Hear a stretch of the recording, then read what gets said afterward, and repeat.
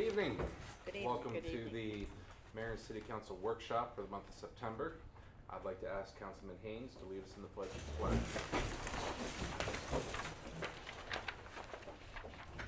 Allegiance to the flag of the United States of America and to the republic for which it stands, one nation, under God, indivisible, with liberty and justice for all. Thank you, Councilman. Start that all council members are present and accounted for. Let the minutes reflect accordingly. Obviously, we're in a different location tonight.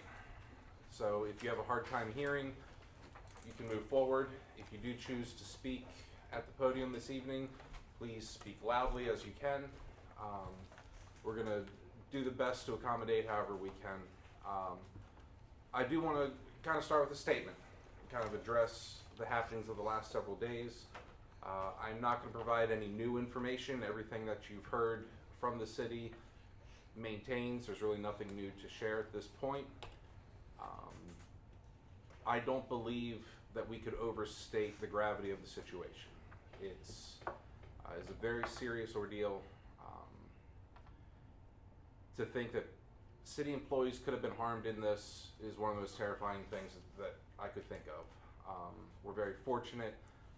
The employee that was in the building was not harmed. He was near the back of the building at the time.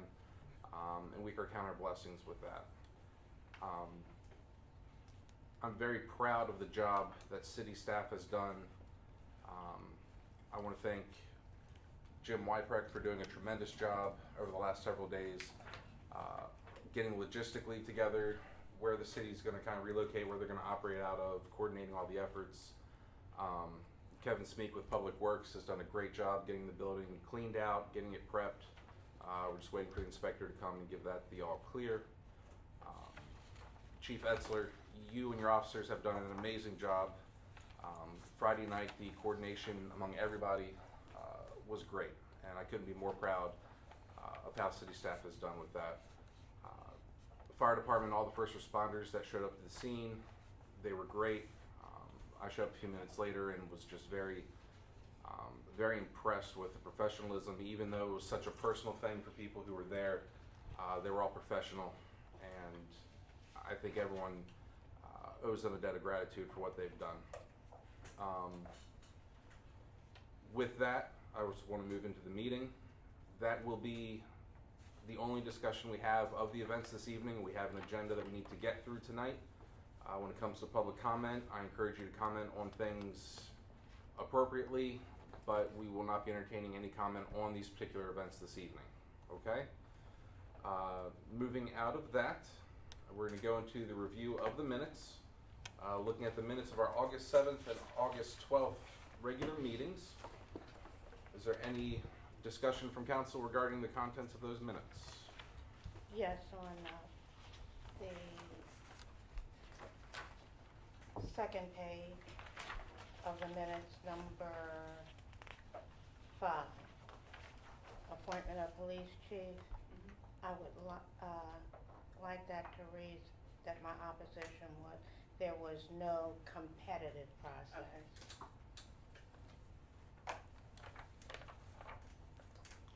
Very good. Anything additional from the council regarding the minutes of August 7th or August 12th? All right, those will be up for approval on Monday evening. We're going to move into public comment pertaining to non-agenda items. Again, as you come up to the podium, please speak loudly. We'll try to capture your voice and audio as much as we can, but we would like to hear what you have to say. I will reiterate, we're not going to be discussing the events of this past Friday during this time. Other than that, please feel free to come up to the podium and comment regarding to items not on the agenda. Any takers? Very good. Hearing nothing, we will move on. I will ask the council if they have any conflicts of interest on any item on the agenda this evening. No, sir. All right, glad to hear it.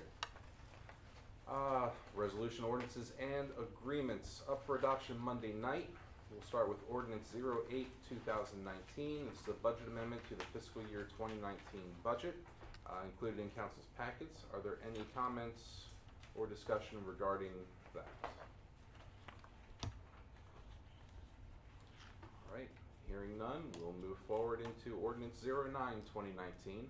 Very similar, except it applies to fiscal year 2020 budget amendment. Again, do I have any discussion from council?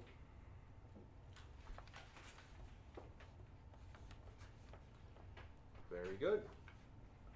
Next, we have our monthly water allocation. This one applying to September 2019. This is resolution 2019-11. Anything from council regarding our monthly water allocation? All right, moving forward.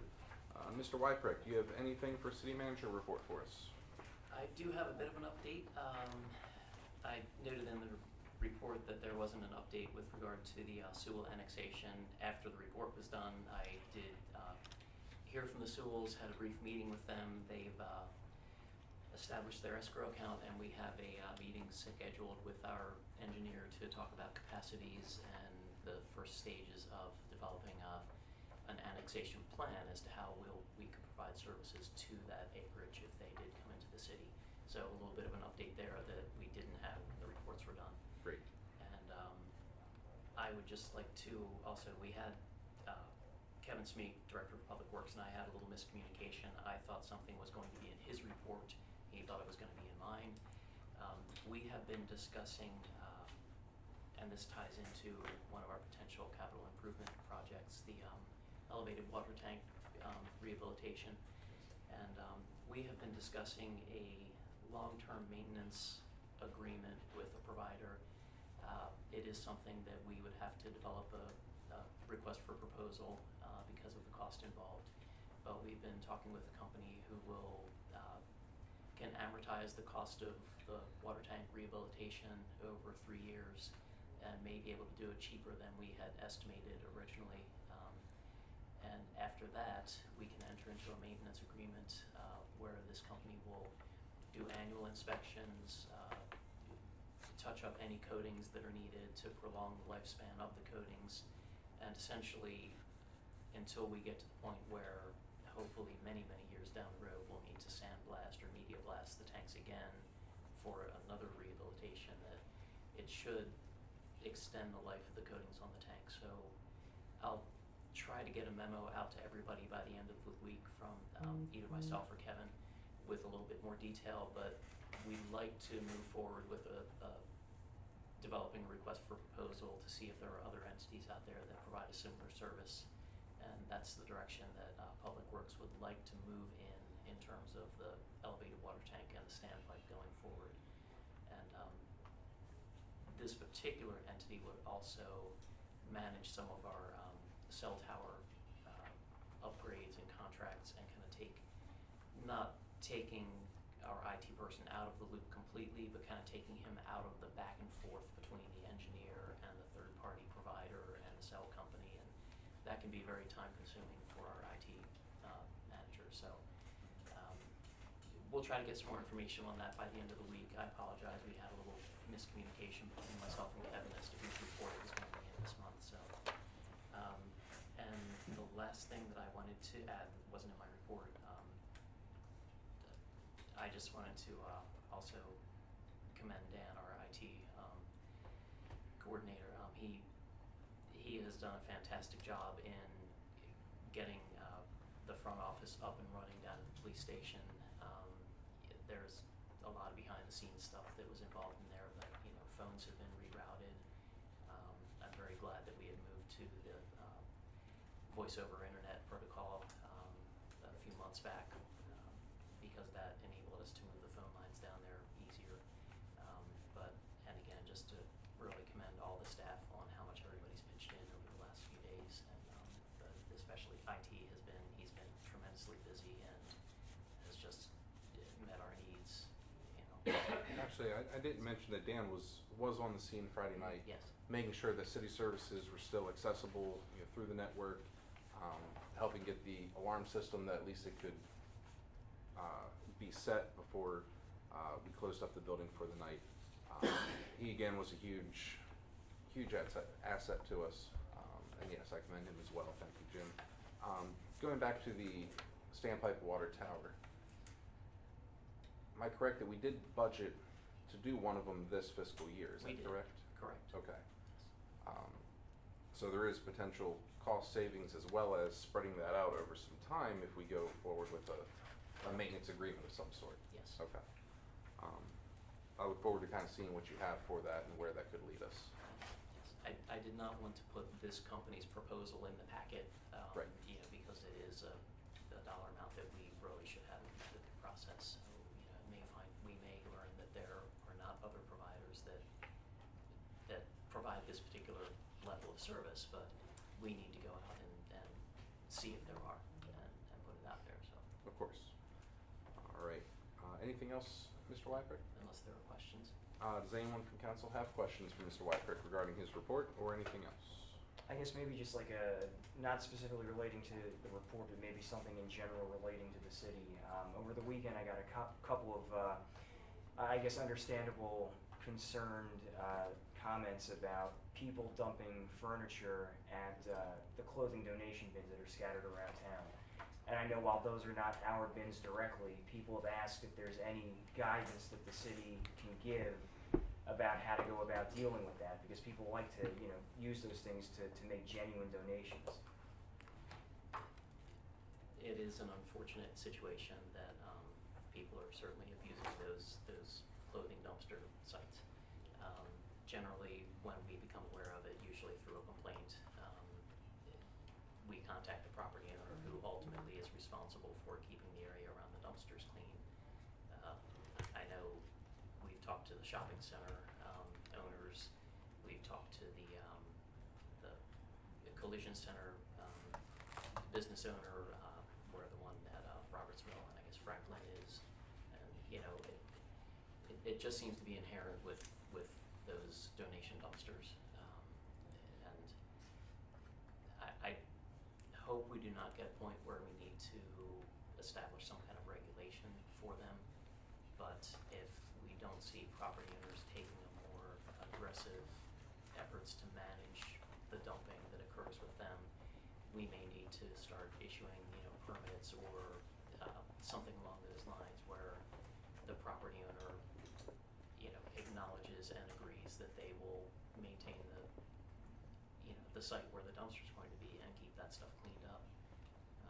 So, I mean, it may end up driving that sort of donation dumpster out of the city because people probably will not want to take on that responsibility, but I could see it heading in that direction. If I have a list of locations that people specifically pointed out to me. If I relayed those to you when you have time, is that something we could follow up on? Sure. Thank you, Jim. And that's it for me. Anything else from the council for Mr. Wyprick on his report? And we'll go and open it up to questions on departmental reports while we're at it.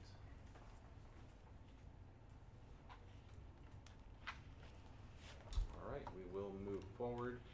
Mr. Gullo, do you have a legal report for us? I do. I just want to highlight the legal report that's in front of you. I emailed it out to you yesterday. As I told you the other month, I was going to try different formats and see which one works best for all of us. This one that you have here is reminiscent of what other people are doing in their reports.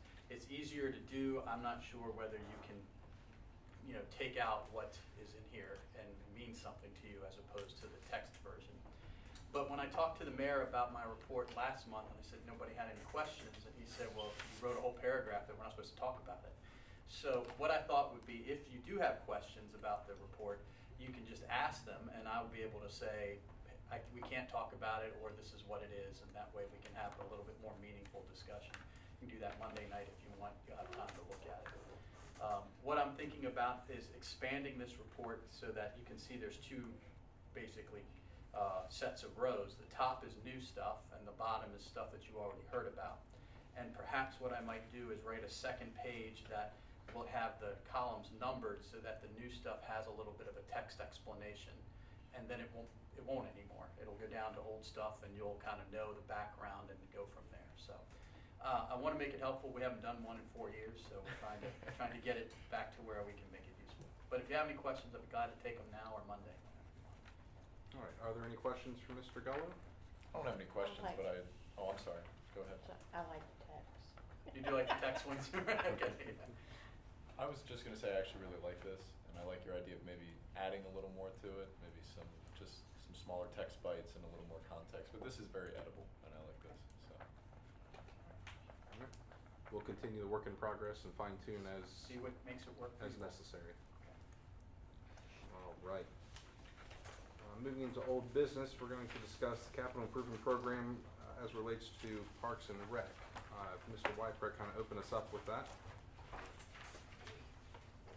Well, in your packets is a slightly updated version of what was emailed out a week or so ago. Flip back here.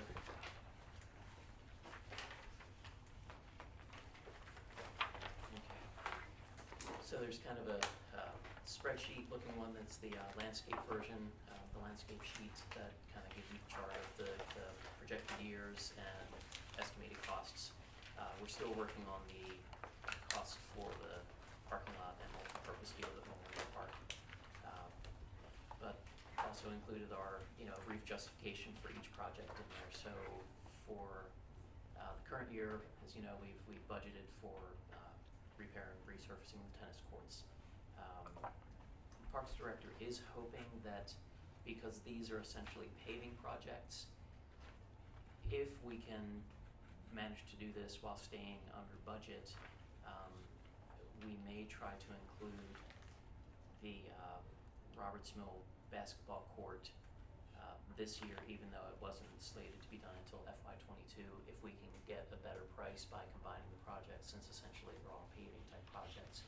We may try to move that up to this year. But again, our initial estimates are making us optimistic that we may be able to squeeze that in, but we don't have any formal bids at this point. But just kind of going through the chart, up for next year would be playground equipment at THS Park. We did receive some funding for that, but it's not an urgent replacement, and we can carry over that program open space money into a future year. And then we would also like to get started on the multi-purpose field and parking lot in Memorial Park in FY21 as well. And when we get down to the renovation of pavilions, that was renovation or replacement. The price that is indicated there was more going towards while there's no such thing as maintenance-free, a more maintenance-free or less,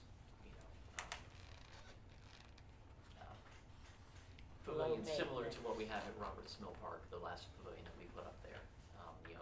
An engineered, basically, pre-engineered structure that's, baked enamel, metal poles, that sort of thing, where we don't have to go out and paint it regularly. And those structures are expensive. So an alternative to that could just be freshening up the pavilions that we have down there. They're structurally sound. We've been talking about some potential in-house work that we could do to spruce them up, re-roofing, things like that we can do as workload allows with the Public Works Department. Basically, sprucing them up could be done at a much lower cost. One thing that we did note, there was last month's Park and Recreation meeting was kind of a tour of the parks. And one of the comments that we heard during that meeting was the idea of pouring cement floors in some of those existing pavilions rather than the kind of gravel surface that's there. So those are some options that we can consider, but the price that's in there would really be to replace them with a more modern, manufactured structure. So we kind of need to decide if we want to go in that direction. And I would also like to have the Parks and Rec Advisory Board vet this before we make any final decisions on it. So I'd like to get that group perhaps a bit more involved in the capital improvement program planning for parks than they might be right now. So at any rate, continuing on down, we know we're going to need to resurface the walking trail at Roberts Mill Park in the foreseeable future. Last winter really took its toll on that trail. And as I mentioned the basketball court earlier. We may try to move that up this year if we can squeeze it in as a paving project with the tennis courts. A little farther out, FY '23 would be some new stadium lighting at the football field at Memorial Park, as well as, let's see, and then in FY '24, stadium lighting at Field 1 in Memorial Park, as well as potentially a new storage building in THS Park. So we kind of like to get rid of the sheds that are there now and replace them with something similar to what we have in Roberts Mill Park, that's kind of towards the Wentz Chevrolet side of the park. So that's kind of it in a nutshell. There's justification, brief justifications for each project in your packet. And please digest if anybody has questions now. I'll do my best to answer or get an answer for Monday night. What's the timeline on the tennis courts? It's unknown at this point. It is. Okay. Certainly during, we do want to do it in warm weather, but we haven't developed a specification to put out to bid at this point. Gotcha. So I can try to get a timeline and get back to you Monday on that. Yeah, that'd be great, because I was just curious. I know that more than several people have consistently asked about the tennis courts. So yeah, okay, cool. Okay. I think the comment that I'd like to make is regarding the pavilions during the tour, we did notice that they are structurally sound. It would be terrible to tear down perfectly fine pavilions that just need a little sprucing up. If we do, instead of gravel, have concrete floors, we could actually make them accessible, whereas right now they're definitely not accessible. Getting in and out is almost a trip hazard for many people who are more challenged mobility-wise. I feel like we could simply spruce them up, new roof, update the inside a little bit for significantly less. After seeing the walking trail at Roberts Mill Park, we need to make that a bigger priority than what it is on here. There are portions of that walking path that have eroded and are caving into the pond now, which is taking away from the width that you can actually walk on. That is a big priority I think we need to put in, and maybe kind of shuffle around some of those numbers to make it more of a priority for us. Aside from that, someone had mentioned they were going to be here tonight. I don't see them, so I'll talk for them. All of the fencing at Memorial Park has not been addressed in a number of years, and it's become a safety issue.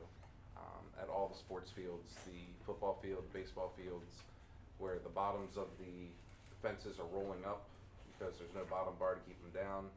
I know in baseball, foul balls get hit, it actually goes under into the dugout, it's a hazard. Around the outfield, and I think around the football field, there are parts of it kind of protruding up that if a child runs into it, they could almost impale themselves on it in some places. It's been a number of years since it's been addressed. I know the advisory board during the tour made a big deal about the fencing. I know someone was gonna come, I don't see him, but that's another thing we need to look at as a capital project. It's becoming a safety issue at the park, and we need to look into that. Regarding renovation of stadium lighting, there are a number of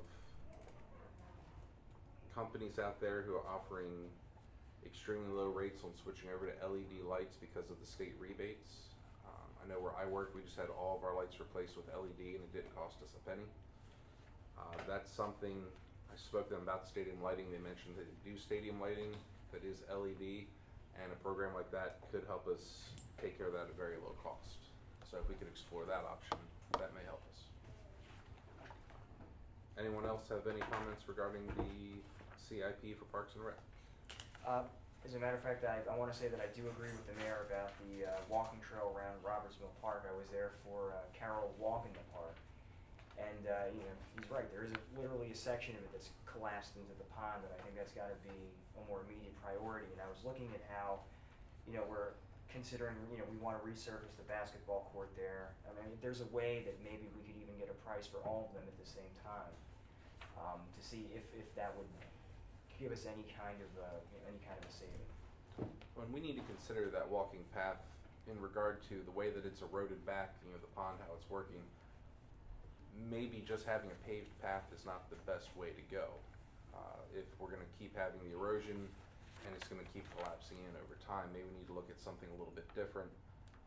Look into what the Westminster Community Pond, the duck pond, whatever you want to call it, see how they did theirs when they refurbed all of that. I'm almost thinking, because in that area, when you start walking around that one specific part of the pond, you notice that there's almost like a marshy area that's continuing to grow beyond it as well. And maybe what the solution for that particular area would be like a raised boardwalk or something, like a raised walking walk. And that way, as years go by and it has to be moved or replaced, that could be done at a cheaper rate than it would be to have it, continually repaved further and further back. And I think that's a stormwater management feature. Is that correct, Jim? If I'm picturing Or the right involuntary. area, there is a stormwater outfall that does cross the walking path, but I think there is a separate, more natural marshy area also, and I don't know if that was engineered at the time the soccer fields were developed as something of a swale that maybe isn't functioning as intended, or it may be a natural feature. I'm really not sure without going back looking at that park development plan. Are we That's gonna certainly something. fill the position that's, well, just, Right, and I mean, that's, isn't this something that they should be doing? Like, this would be what their position is taking care of all of these and the bookwork and the road work and the footwork and figuring out what the cost should actually be and how he can make all this happen. To me, that would be his job.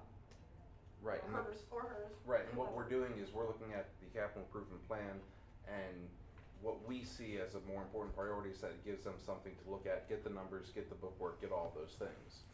But, we kind of set this capital improvement plan based on what's been more or less suggested, or I guess this is what was most recently This looked at. seems Right, kind of this subjective. goes back to, we did make some updates to what was presented relatively recently in terms of a 25-year capital plan. The former city manager was directed to develop that. Once you get out, after so many years, it really becomes more of a guessing game, really. Right. So we were directed to, shorten that to the more conventional 6-year period. And when we did that, I solicited input from each department head as to whether they wanted to, shuffle anything around, or they felt they needed to shuffle anything around versus just taking the first 6 years of that 25-year projection.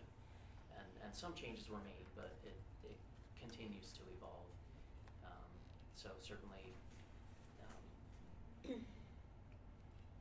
with mayor and council's input, and I think also input from the advisory board, that will hopefully give the new Parks and Rec director a clearer target on what we think we need to pursue, and let him or her further develop it. Right. So, and again, my purpose in kind of going through the CIP piecemeal was really just to be able to get some discussion and get mayor and council's input on, prioritizing and things like that. So we realized that we need to do some updating on dollar figures and things like that, but I don't want to expend the effort to, develop more detail on a project that nobody wants to do, or that you guys think we don't need to touch for 10 years or something like that. Or conversely, something like the trail at Robertsville Park.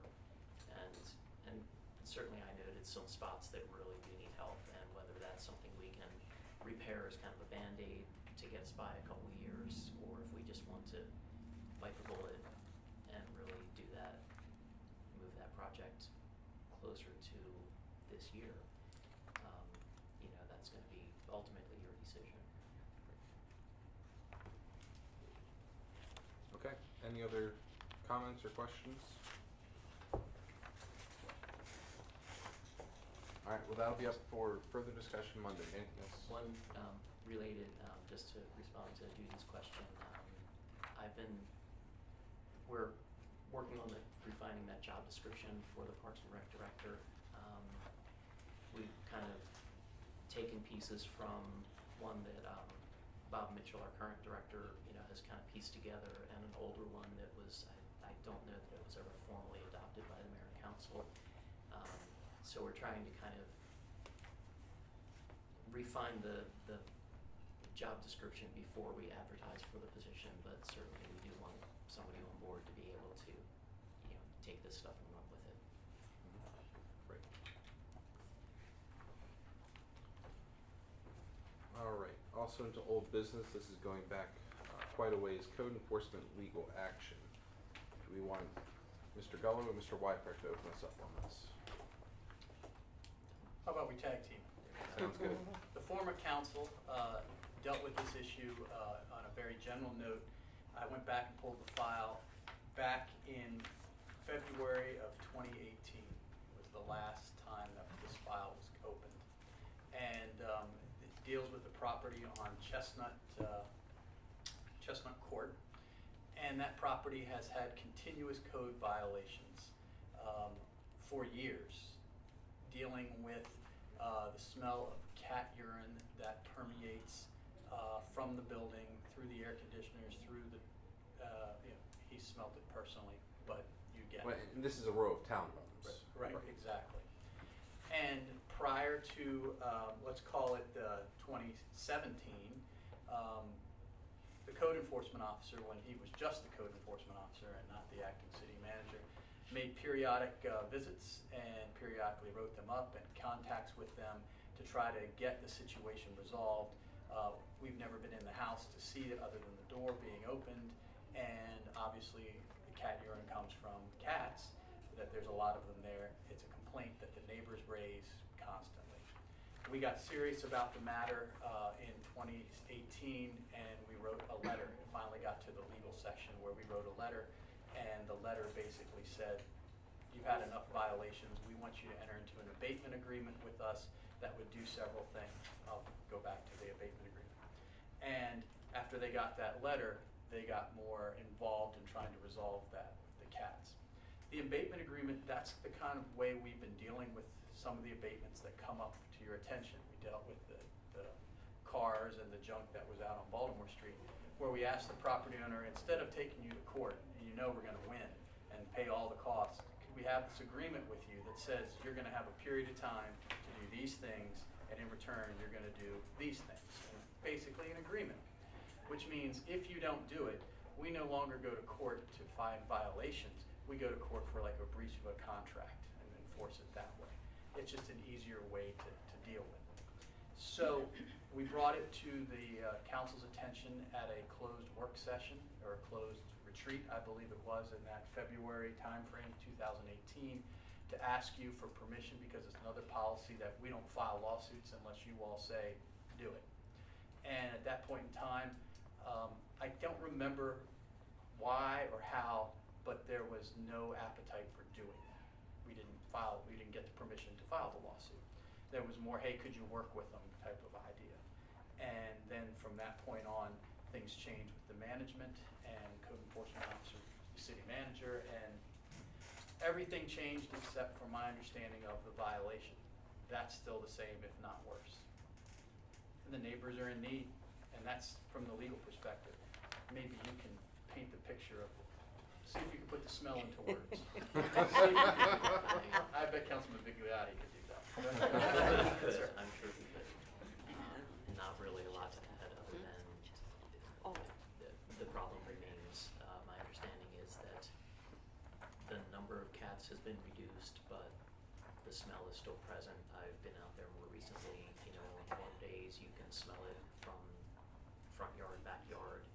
It kind of depends a little how the breeze is blowing, but I certainly would not want to reside next door to that smell all the time. And I feel like we really need to take it up a notch to drive compliance. Now, historically, you have contacted some county services to see what they can do to help in this. I know you've had issues getting cooperation or they're limited on what they can do. And yes, it's an owner-occupied dwelling, so it's not something that falls under the county livability coordinator, that we might be able to get them involved in some action. And technically, when something at that level even gets to the point where court action is needed, it really does fall back on the municipality, even if the livability coordinator is involved. So, my understanding from talking with neighbors is that the Humane Society has been turned away a number of times. That there are fewer cats, but that the smell remains. And there apparently have been some more recent rubbish issues returning to the property for, when we did get kind of serious a while back and the letter was sent, we did see some improvement. The rear yard was cleaned up a bit, there were other violations present that did get straightened up to some extent. That compliance has lapsed somewhat recently, but the smell really never went away. And the core of this problem is, it's not a single-family home that's on a quarter-acre lot that's 30 feet away from the next house. These are townhomes where they're all connected to each other, and this odor is permeating through the row of townhomes. We received a letter, 2 weeks ago, from a neighbor there who is extremely upset what they see as, no action by the city to take care of this. And Jim and I talked, and I think it's time that we take more serious action on this. We're looking at a quality of life for the neighbors, and they shouldn't have to sit here and go through this odor and this nuisance in this row of homes. So, any discussion from council regarding this? What direction you'd like to see it move? I think I remember, and tell me to be quiet if I'm not supposed to say this, but I think I remember the reason, or at least one of the reasons why we didn't proceed with this back, over a year ago. And then, if I remember correctly, we were curious as to whether or not the individual was in the right state of mind. Like, we wanted to make sure that there was, whoever it was understood what was going on before we just went after him and looked like a bunch of bullies, to make sure that whoever this was, okay. And I don't recall. I don't recall. Yeah, I don't recall, but I think regardless, this person has obviously become complacent. It's been an issue for years. And quality of life aside, I can't imagine what their neighbors would have to go through if they tried to sell their home. Right. You have potential buyers come in and you're not even going to look at the house. The first thing you smell is cat urine. So I do think legal action is necessary. Dave, what kind of I legal agree action? I'm sorry, go ahead. that we need to pick up where we left off with the legal action. Okay, my mantra is with all of our code enforcement is I'm getting your permission to do legal action, and that is our last resort. Not like we're going to drag that out, but it's not what you do first. What would happen first would be all the violations that we gave are still out there, but they're a year and a half old. It's not worth taking that to court when we can have code enforcement go out there right now and find violations that are fresh. And so those violations would be issued, and they would be told you need to fix these violations. This is not an overnight thing, but it's not a monthly thing. You got 10 days to address the violation. If they don't, then we can take that violation to court. There's basically a couple remedies here. There's abatement. That's all we want, is the problem to go away, right? Right. That's what we want. Right. So abatement is one remedy. And fines, of course, the fines are to encourage people to do the abatement. So collecting the fines is almost secondary, okay? The problem that we have is there's a second immediate step that we may take where we need to go into the home. And we're the state, we're the government, so to go into the home you need a search warrant. Different than the police get. This is called an administrative search warrant, where you would be able to be told by the court, we're gonna go in and we're gonna see because we have probable cause that they're violations. We could do that, but in the end of the day, if they let us in the door, you're still gonna find that if it smells like cat urine on the outside, I'm pretty sure it's probably gonna smell like it on the inside. And I don't think that, I've been familiar with houses that are like this. It's in the structure. Yeah, it's in the house, Okay? yeah. It's, yeah. So you know that abatement is not just get rid of the cats. Abatement for whoever does it, whether it's them or us, because that's what we're asking, we're telling the court, if they don't do it, then we want permission to do it, is a costly affair. But that's just FYI, because it is what it is. The cost then gets put onto the property owner, or collected as back taxes, or put a lien against the property. And remember, we're the city, we play the long game. Eventually, your money comes back to you. It's not like cash flow where it comes back instantly. So it can be done. It's done all the time by other cities that have larger departments. It just needs to be told that you realize that once you're in, I can't threaten we're gonna go to court unless we're really gonna do it. And then that needs to be the priority that you direct the staff to say, this is next, because we have a million nexts. So, And this has been going on for years? it's been going on for years. It's Yeah, time. it has. It's time. It has been. It's So, time. council, kind of think this over. If you have additional questions regarding that process, please speak to Mr. Gullo. Then Monday night, we can make our final decision and vote on where we want to take this. Think that over, and again, seek guidance from Mr. Gullo if you have questions on it. And if you want, I know that Councilman Bigliotti would read this in 5 minutes and give you a book report. But this is the treatise on code enforcement in Maryland. It's written by Frank Johnson, who used to be the mayor of Mount Airy, is now the attorney in Gaithersburg. So, it's legal stuff. But if you wanted to breeze through it and just say, well, this is what we're talking about, this is the playbook. So, I can get you copies, I'm pretty sure it's online. It's easy enough. I think it's available through MML for SZOA. Can you send us a link? online. I'll look for it. We'll have a prize for who reads I it need first. something to read over the weekend. Councilman Bigliotti will read it and then send them grammar checks on it. All right, very good. We're gonna move forward. If council remembers, this was 2 months ago, we discussed considering property acquisition on Dunbar Lane. We requested an appraisal be done. That appraisal's been received. Just as a note, the contents of the appraisal are attorney-client privilege. We received it through Jay, the contents of which is privileged for our information. So as to what's in it, we're not going to discuss openly what the appraisal may say. I would like to start, if I may, by saying that some of the contents of this appraisal regarding the condition of the property lead me to believe that I'd like to see us abandon this and move forward elsewhere. But aside from that, if council would like to discuss, I'm more than willing to hear what you have to say. I agree. I don't think this is something we need to pursue given what was in the appraisal. And of course, I also want to just point out that it's really cool that our lawyer now has a W on the end of his name.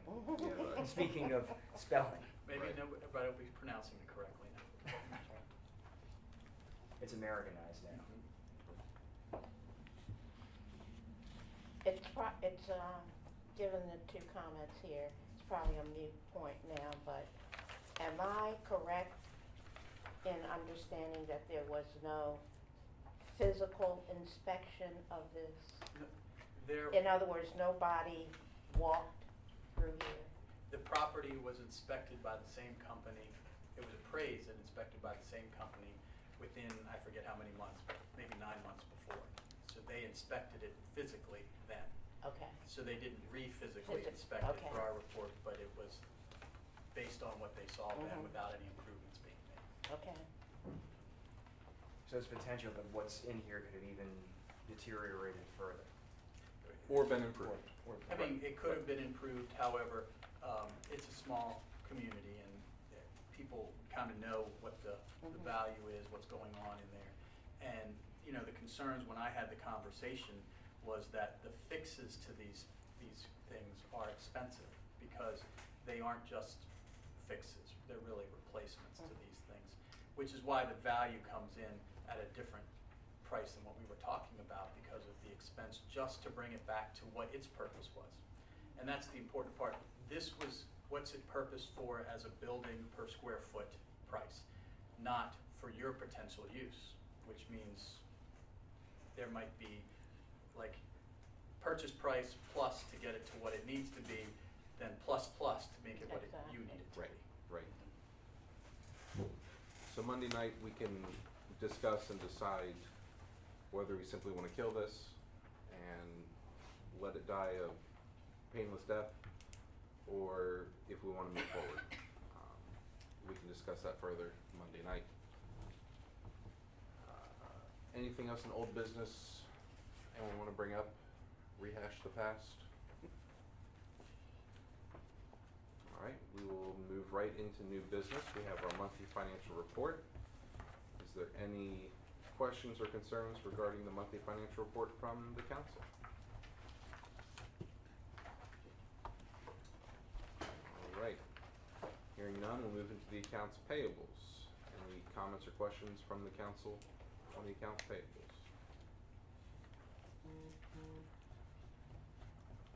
All right. Under new business number 3, we have fire company vehicle donation. Of course, this comes at a time where they're allowing us to use their large meeting room for our council meeting. So I think they have us by the short hairs. Mr. Wyfrick, do you want to discuss that with us? Well, we have in the past donated city staff vehicles as they've been moved out of service. We currently have some former police vehicles that are not in use that potentially could be auctioned off, and the fire company has expressed interest in those.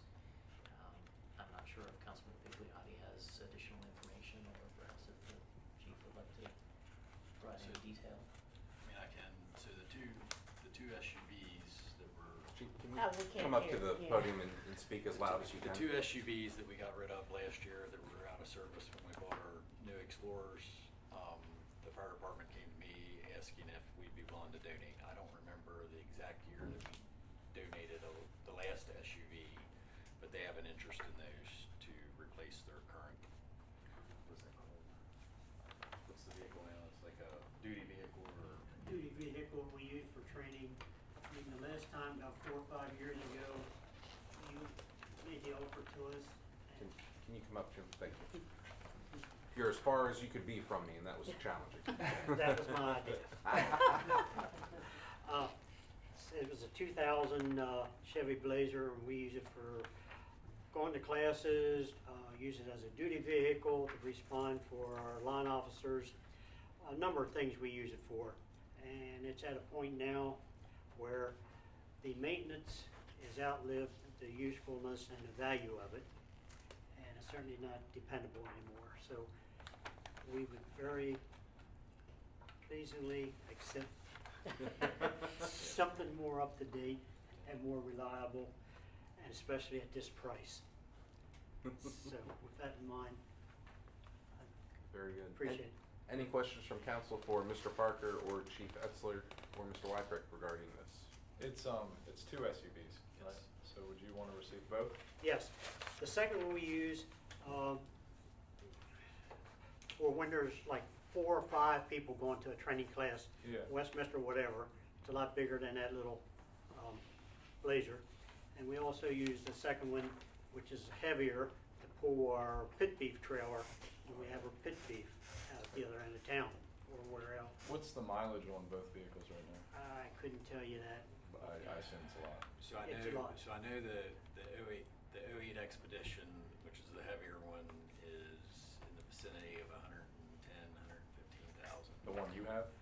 No, these are ones that were taken off. These are Taken. ones that we've already replaced. Okay. They're sitting in our impound lot Okay. waiting for the next sale with no tags on or anything like that. Right.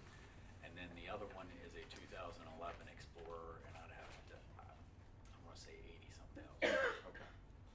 So they still have some life left in them, just not necessarily ideal for police work in this case. Which would fit our purpose very well. Right. So Chief, are these vehicles used for patrols? Were they? Yeah. Yes. Well, one of them was, and the other one was more of an admin vehicle. The Explorer was more of an admin vehicle. It had lights and everything in it too, so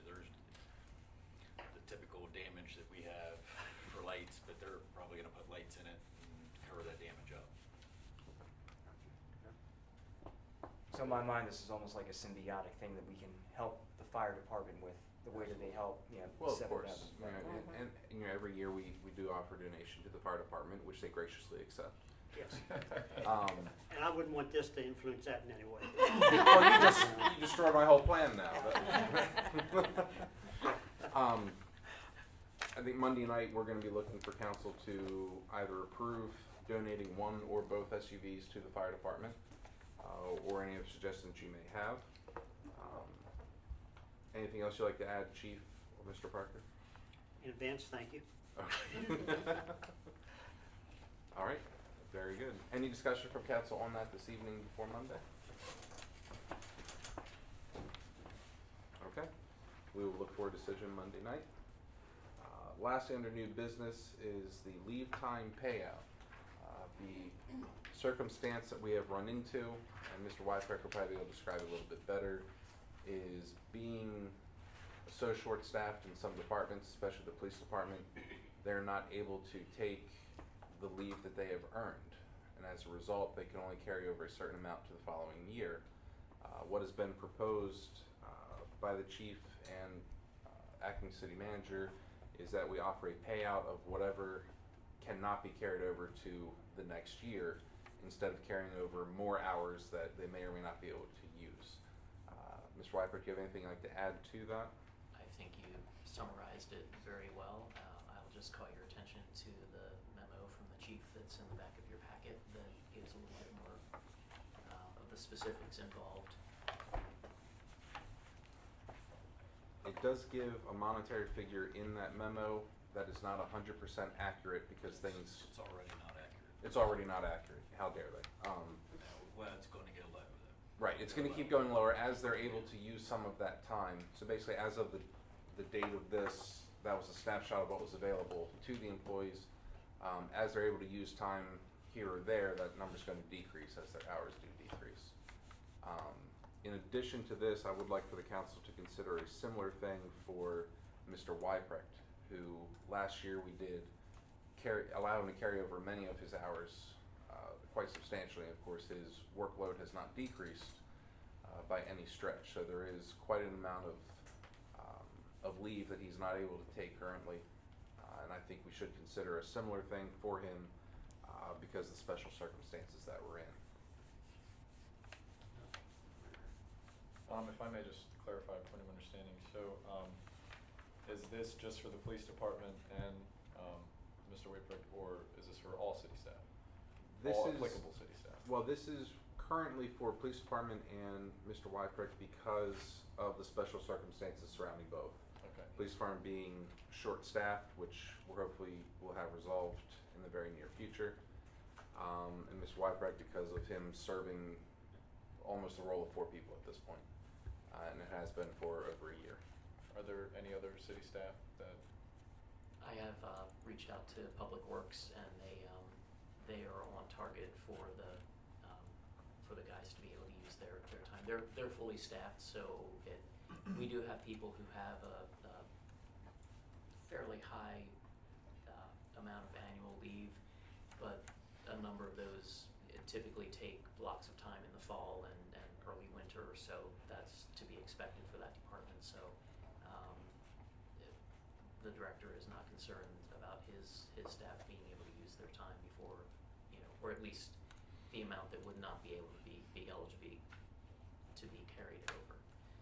So it really would just be police department and then myself. And if yourself, of council course. is Right. willing to consider that. okay. Anybody else in City Hall or the Annex? Everybody's on target there too. Largely, I think we will see our usual, towards the end of the calendar year, increase in requests for leave.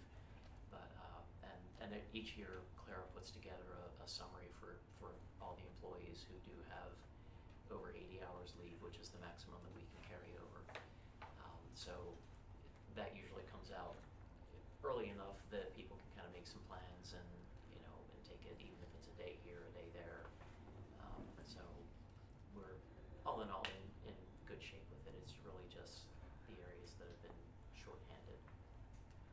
So the challenge of this is whatever decision we make Monday night, we will not know the total figure by the time it comes down to paying it out at the end of its calendar year, correct, Clara? Okay. By the end of the calendar year, we won't know until then what the exact figure is. What we know is whatever we are told Monday night, the figure could only go down. It will not increase from that point. Is it possible, Clara, for Monday to have an estimate on Mr. Wyprecht? Sure. On what that would be? Any other comments from the council? I like this idea, I do. You know, our officers and Jim, they deserve it. I mean, they've earned it. I mean, that's, there's no other way to explain it. Yeah, they've all worked unbelievably hard.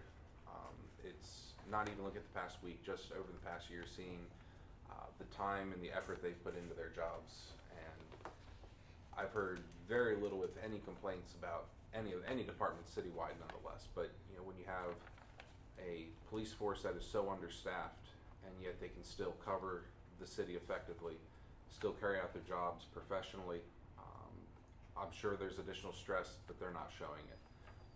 And that means a lot to me that they can do that. And I think the Chief Etzer's done a great job of helping keep them in that brighter spirits. And thank you for bringing it to our attention. Anything else from the council?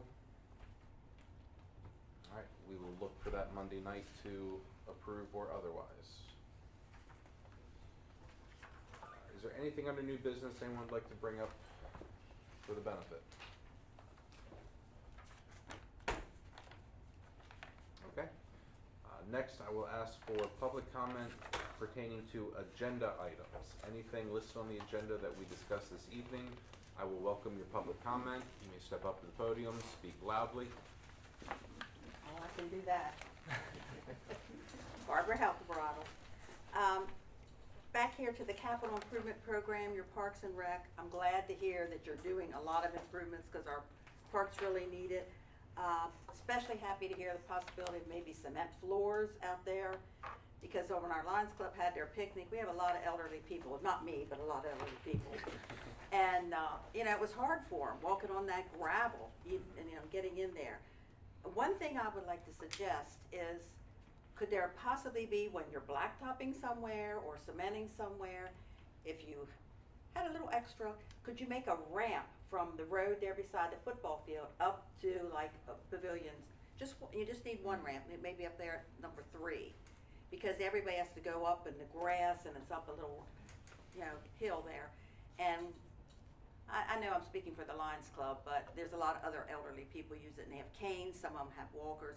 It was hard for them to get up. Right. And if you just, you know, make it just wide enough, like a sidewalk, just one little ramp, I think that would be a good improvement out there, and sure, it wouldn't take that much. So that's my suggestion. Thank Very you. good. Thank you, Ms. Sullivan. We appreciate that. Anyone else like to make a comment? Yes, Barbara Cook. Maybe this could be answered on Monday. Are the city phone lines all working? They are, yes. Okay. And where will the September meeting and what will the dates be? We're in September. The workshop will be this evening. The meeting will be Monday night. I think we are expecting to have it at City Hall again. Referring to October, I think there's a change to October that we've made. Is that correct? Yes. October 7th. Yes. In October, we'll have one meeting. It'll be a joint workshop council meeting. That will be Monday, October 7th at City Hall. Okay, thank you. Thank you for bringing that up. That is a change that we have made for October. Marvin Flickinger. Your discussion tonight was about priorities and trails. I'd like to follow up on that. Yes, sir. Well, I think top priority should be a trail around the city for automobiles and trucks. It's called bypass. In 10 years now, one should be built. And it will take that long to build it if you just start discussing it today. And with all the developments going on around here, it's going to be completed in 10 years, I would imagine, and probably Emmitsburg area too. So it's going to, you think it's bad now, it's going to be a whole lot worse. So I think, have you had any discussions with the state in the last year on the bypass? In the last year, I believe No. Mayor Pro Tem, you did not chat with them? Am I the only one Okay. that feels that No, you you're should not. start discussing this thing? No, you're not the only one that feels that way. There have been discussions internally with staff and things about that and how we would go forward with discussing. I know we have an opportunity coming up with the county where state Department of Transportation is coming in. Go ahead, Jim, if you'll speak to that. Sure. I mean, with what took place the other night with the trucks and all being held up in town, Right. that would have been alleviated if it had been a bypass. Of course. We do take opportunity of each year, the Department of Transportation does what they call a tour around the state. They bring department officials and their various agency heads for State Highway, Port of Baltimore, airports, you know, the whole range, rail, and they visit each county through the state. They hold what's called a pre-tour meeting where staff can attend, and that's where we basically talk staff to staff and say, you know, here's what we're looking for in our jurisdiction. And each year we do this, and each year we try to keep Antrim Boulevard on the radar screen. It needs to get into the long-range Baltimore metropolitan area transportation plan. That's our first step with it. So each year we go to the tour, and when we do our countywide transportation priority letter, we work from Taneytown. Each year we do our best to make sure that we at least get some mention of Antrim Boulevard as a future project. We just are trying to keep it on everybody's radar screen and hope to elevate it and get it back on that long-range plan so that it can become a reality. But we basically go and lobby for it every year, and after the staff meets and talks things through, the actual tour, as they call it, where the Secretary of Transportation will come out, that's usually when the elected officials will attend and have their FaceTime with the state representatives. So that's our opportunity to lobby for that, and we may need to have more of a, I'll say a lobbying campaign that we may need to start to really try to raise the issue, you know, higher for the state. So we have the opportunity to at least, you know, get our foot in the door. Well, sometimes you gotta get a little noisy too, to help. Right. Yeah. All right. Thank you, Mr. Faulkner.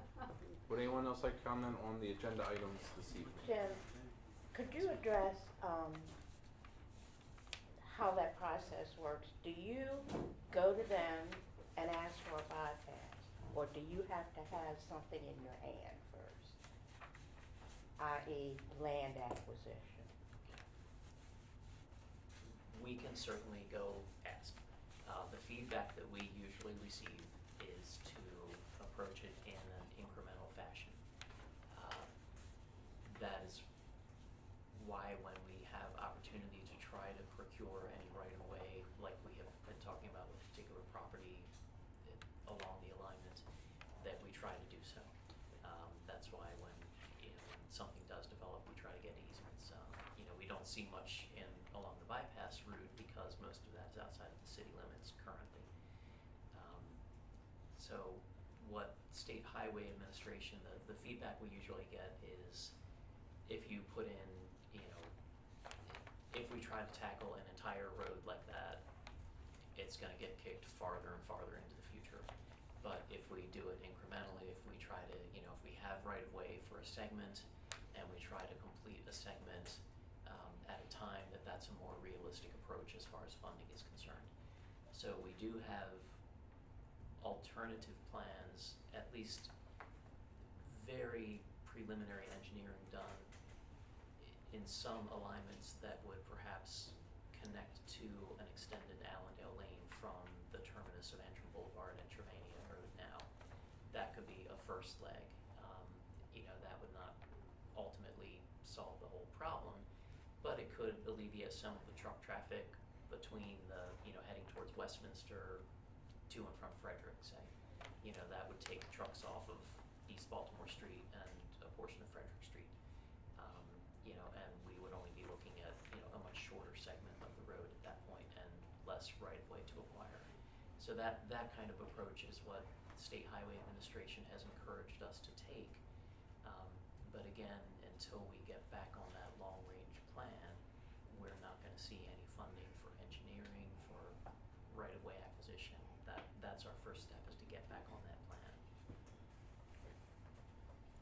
And as a council, we've entertained maintaining those right of ways. I mean, we're still in discussions with a property in that area, whether we purchase a portion that's in that right of way or get an easement of some sort. But we're always interested in at least showing the state that we're serious about doing this by making sure that the path is there when they're ready to make their move. Anyone else like to make comments regarding the agenda items this evening? All right, hearing nothing, I'll ask for a motion to adjourn. So moved. And do I have a second? Second. All in favor signify by saying aye. Aye. Those opposed say nay. We are adjourned. See everyone Monday night at City Hall.